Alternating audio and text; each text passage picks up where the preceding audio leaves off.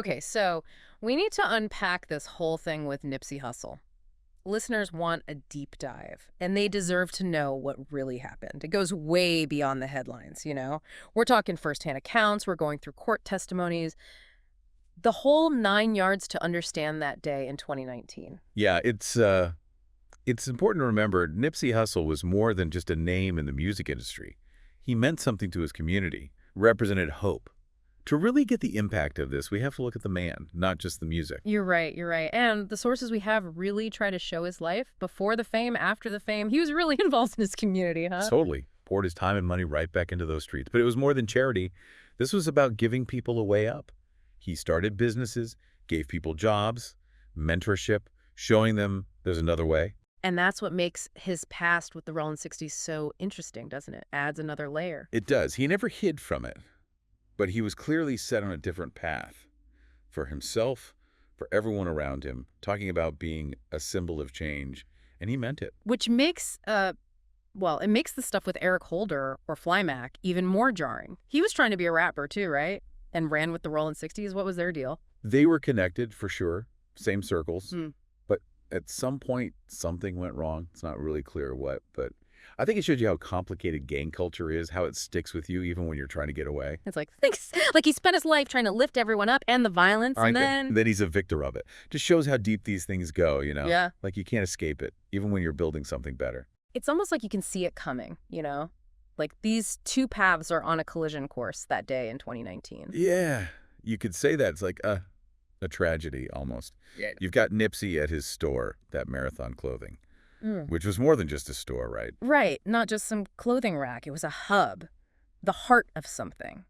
That day, he was with his fans, taking pictures, living the dream, basically. And on the other side, you've got Eric Holder driving to that same mall with his girlfriend, who had no clue about any of this. She sees Nipsey when they get there, all excited. It's those little details. They really get to you. Just random chance makes the whole thing hurt even more, you know? Totally. Like something heavy is hanging over everything, but nobody sees it except them. So what happens when they actually meet? Walk us through it. Okay, so the sources we have, they really lay it out, every detail. Holder comes up to Nipsey, they shake hands. There's some talk about paperwork, whatever that means. But what gets me is how calm Nipsey is. Yeah. The whole time. Yeah, the sources make a big deal about that. He never loses it. Right? Even when Holder's getting at him, he's just cool.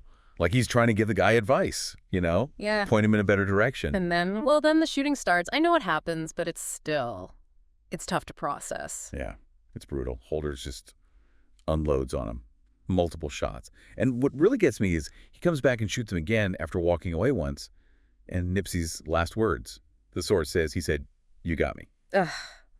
Just awful. And it's not just that he did it, it's that he meant to do it. This wasn't just some random thing. This was personal. No doubt. This was anger, resentment, way more than just a fight in the moment. Yeah. The number of shots. Even the fact that he kicked Nipsey after.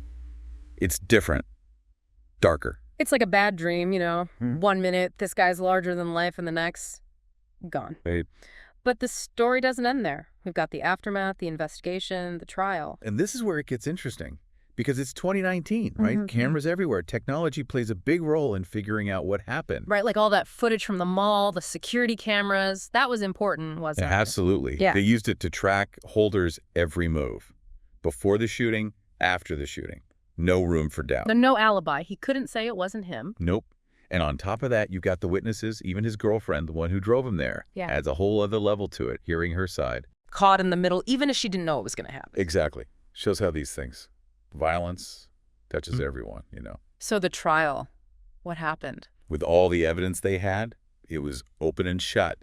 Guilty of first-degree murder, 60 years to life. Wow.